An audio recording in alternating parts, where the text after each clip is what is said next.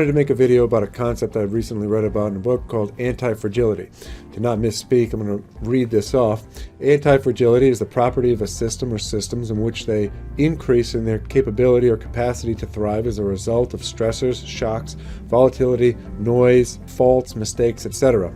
And so the notion of this, which I found captivating, was the idea that a system, right, whether that's a person, a business, or otherwise, can be structured in a way that unexpected future happenings of certain shocks or faults, dislocations, actually increases the success of the company, right? And so the thought that you can deliberately create a machine or a system such that when the unpredictable happens, you will predictably move forward. And it's really interesting. So it's not just durability about weathering the storm, taking the beatings, but creating a system or a business or a personal approach to life that can actually move forward when these types of events take place. And so thinking of it from a personal perspective, right, I always joke with friends and say there's the death of stoicism out there, right? But it's the notion that the more society progresses, the more emotional we all become. And therefore, when any little stressor or thing goes wrong, an individual just melts down.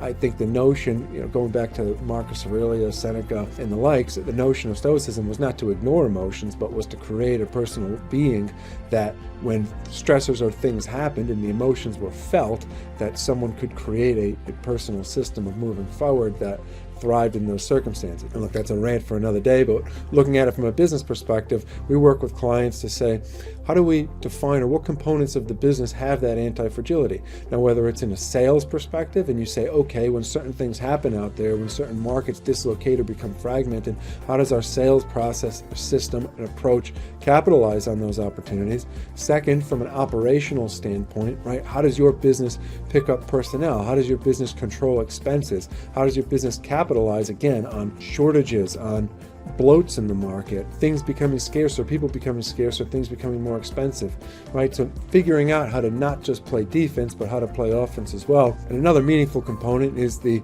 anti-fragility of someone's capital stack, or the capitalization of a business. Warren Buffett said running a company with very high leverage is like driving a car with a knife sticking out of the steering wheel. You're going to do fine until a cow jumps in the road, right? And so you have to think of business in a similar way, is to say, you can't be so leveraged up that one little stressor makes the whole tower crumble. Alternatively, you want to set up capital for a company that not only are you well situated to get through a storm, but at the same time, how do you capitalize, right? How do you have capital available such that if opportunities shake out because of somebody else's fragility, what capital do you have available to acquire, whether it's customers, whether it's clients, whether it's sources of materials, goods, services, etc., or entire companies. So to boil this all back into my own rant, right?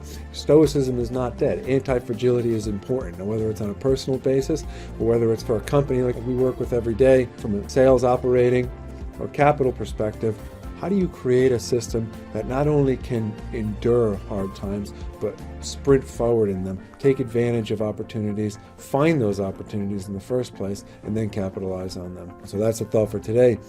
Hope everyone has a good day. Keep pushing forward. God bless. We'll see you tomorrow.